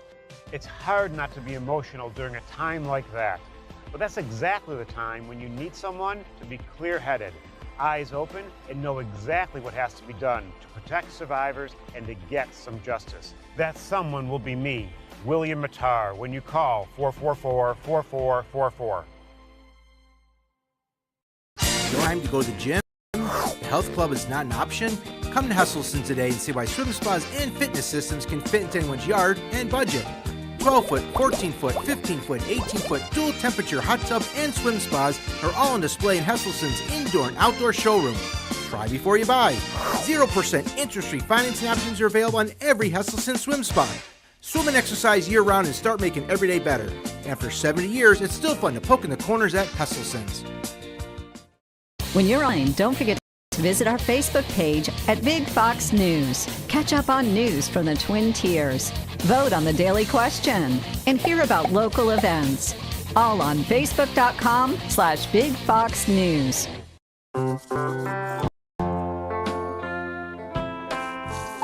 The American Cancer Society's Hope Lodge communities offer a free home away from home, closer to cancer care. People are meant to be together. The Frankly Speaking Roof Cam, brought to you by Boss Security in Horseheads. Contact them today for all your business and home security needs.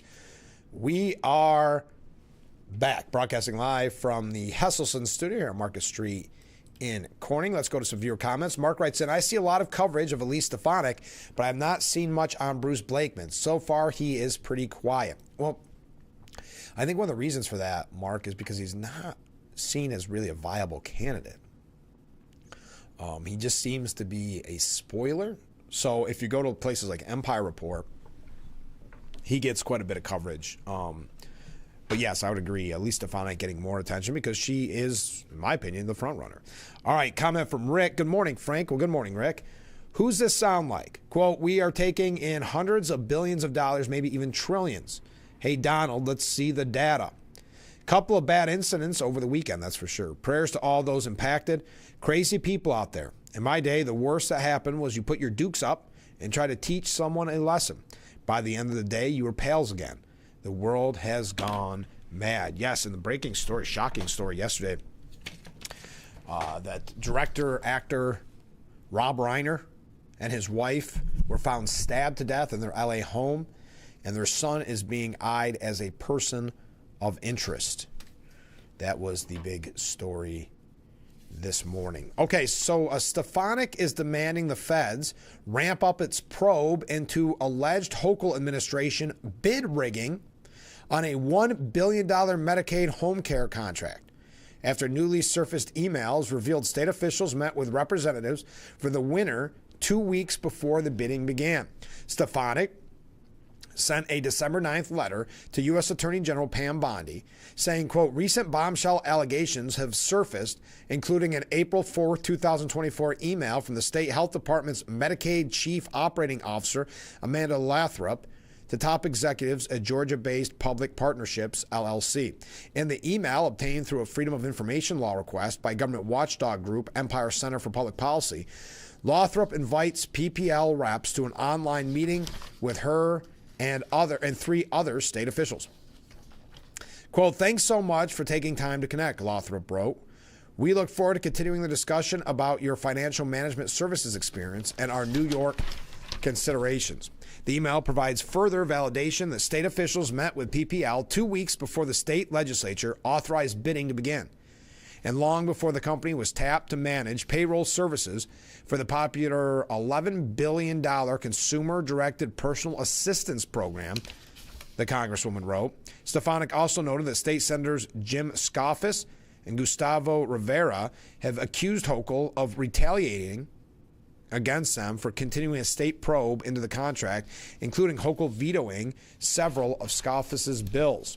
Quote, as the DOJ continues its inquiry, I respectfully urge your office to ensure that this investigation proceeds with urgency and transparency and with a full weight of federal oversight, Stefanik wrote.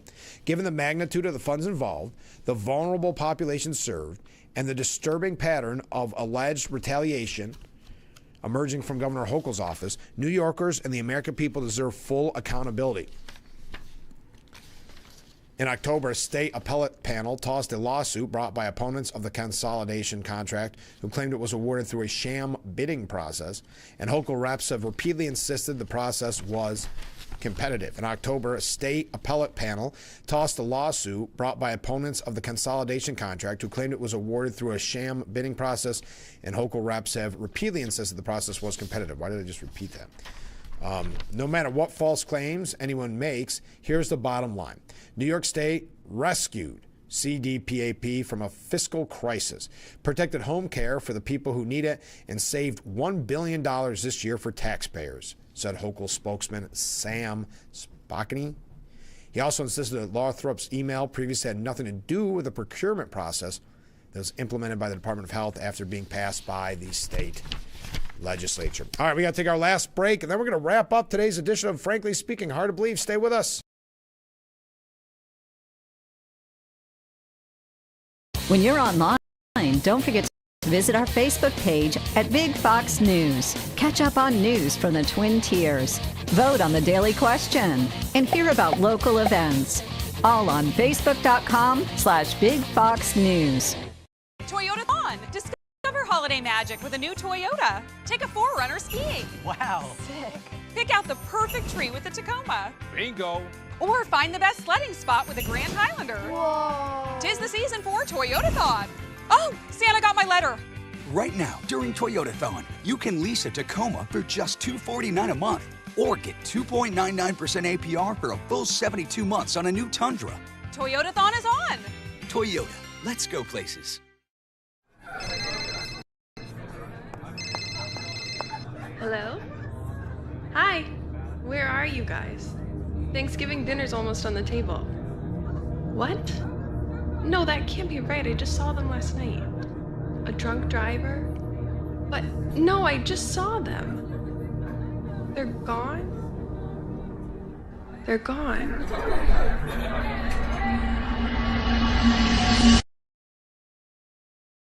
After work, reduce your stroke risk. The initial treatment for AFib is often to stabilize your heart rate, but controlling your heart's rhythm may be just as important for long-term health. Ask your doctor how to get in rhythm and stay in rhythm. Learn more. The Frankly Speaking Roof Cam, brought to you by Boss Security and Horseheads. Contact them today for all your business and home security needs. We are back, broadcasting live from the Hesselson studio here on Market Street in Corning, wrapping up today's edition of Frankly Speaking. Hard to believe how fast I went. Now, Zelensky hinted that Ukraine is ready to make a major concession to end the war. He indicated Sunday that his country might be willing to accept that it can't join NATO if it gets other security guarantees to end the war. The Ukrainian leader, speaking to reporters ahead of further discussion with U.S. envoys in Berlin, he said, from the very beginning, Ukraine's desire was to join NATO. These are real security guarantees. Some partners from the U.S. and Europe did not support this direction. Bilateral security guarantees between Ukraine and the U.S., Article 5-like guarantees for us from the U.S., and security guarantees from European colleagues, as well as other countries, Canada, Japan, are an opportunity to prevent another Russian invasion. And it's already a compromise from our part. But Ukraine's leader griped that overall the negotiations aimed at ending Kremlin's deadly aggression aren't about giving his people a fair deal. Quote, the conversation taking place right now are not about a fair deal, they're about power. If these were truly fair negotiations, the focus would be punishing Moscow for its war crimes, he added. So Zelensky offering to give up the NATO dreams, but he is not going to cede any territory. He made that perfectly clear. These security guarantees are an opportunity to prevent another wave of Russian aggression, and this is apparently a compromise on our part. Also, Israel says it killed a senior Hamas commander. Hamas said the attack on Saturday was a breach of the truce of the ceasefire. The militant group did not comment on Israel's claim to have killed one of its members. The Israeli military said it killed one of Hamas's top commanders in Gaza in a targeted strike on a car on Saturday in what would be the most high-profile assassination of a senior figure in the militant group since the ceasefire began 2 months ago. The target of the attack was Raed Saad, a senior commander in Hamas's armed wing, according to the Israeli authorities. Mr. Saad helped plan the Hamas-led October 7, 2023 attack on southern Israel that ignited the 2-year war in Gaza, according to Israeli military officials. Hamas did not immediately comment on Israel's claim to have killed Saad, leaving his fate unclear, but said in a statement the attack was another criminal breach of the ceasefire agreement. The group has frequently taken weeks or months to publicly confirm the deaths of senior figures killed by Israel. That does it for today's edition of Frankly Speaking. Thank you to everyone who joined us. Thank you for all the comments. Thank you for all the ways. I really do appreciate it. And make sure you join us every weekday morning starting at 6 a.m. for Frankly Speaking, only on WYDC TV, Big Fox. We will see you tomorrow morning bright and early. I look forward to it already.